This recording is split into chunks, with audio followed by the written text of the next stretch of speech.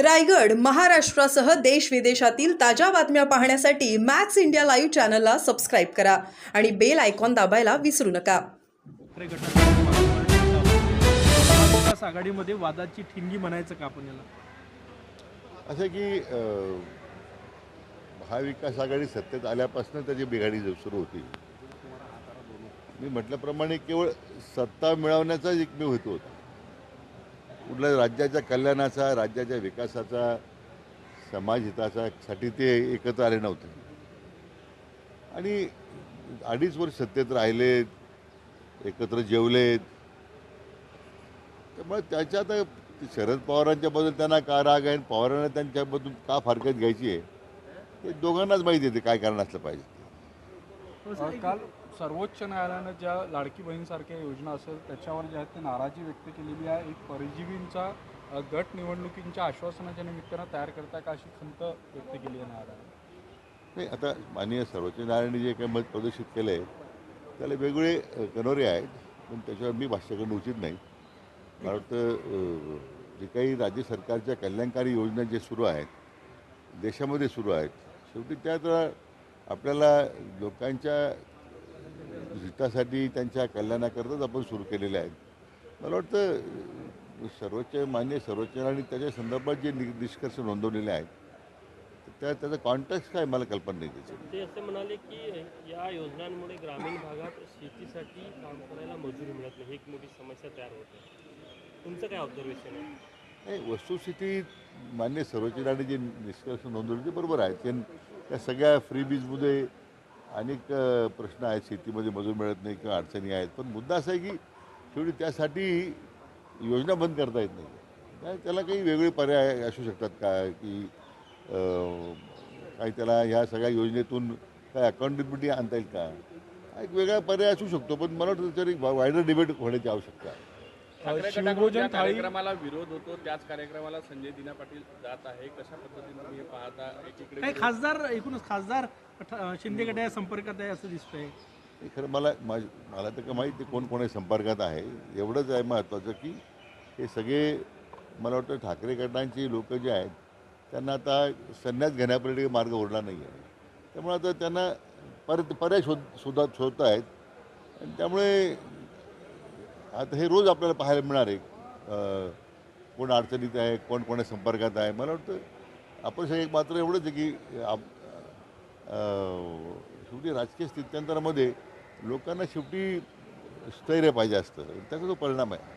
काल मुख्यमंत्र्यांना एका कार्यक्रमात बालभारतीचं पुस्तक देण्यात आलं, त्यावर मुख्यमंत्री असं म्हटले की छगन, कमळ, बघ अशा खूप आठवणी आहे. भुजबळांच्या भाजप प्रवेशावरच्या चर्चा जास्त होत आहे का, असं वाटतंय का? नाही, मला काही कल्पना नाही आहे. शेवटी माननीय भुजबळसाहेब ज्येष्ठ नेते आहेत आणि राज्याचे नेते, आमचे नेते देवेंद्रजी आहेत, त्या संदर्भात काय निर्णय घेतील तर शेवटी तो पक्ष नेतृत्व अधिकार असतो.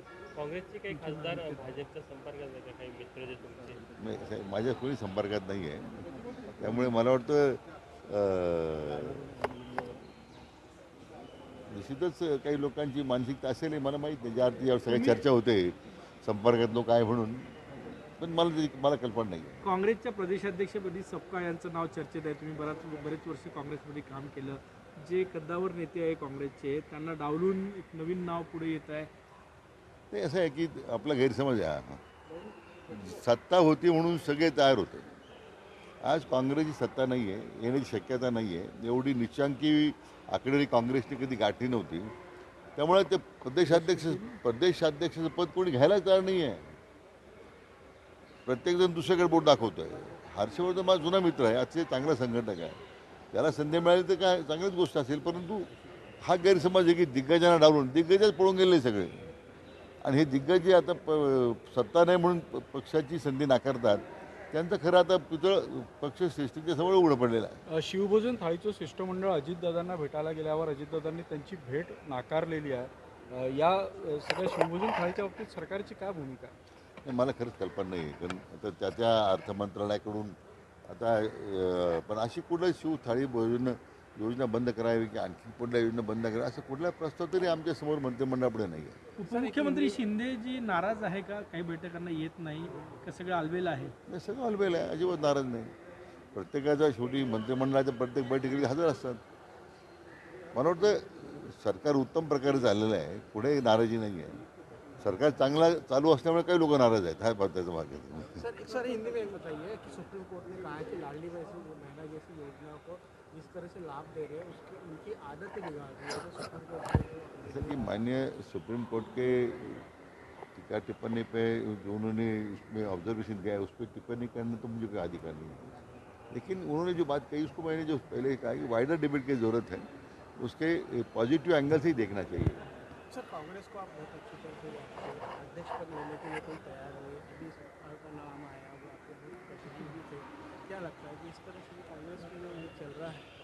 नहीं, ऐसा है कि मैंने वही कहा कि किसी भी हालत में सत्ता में आना चाहिए, इसका उसको लेके 2019 में वो सत्ता में आ गए.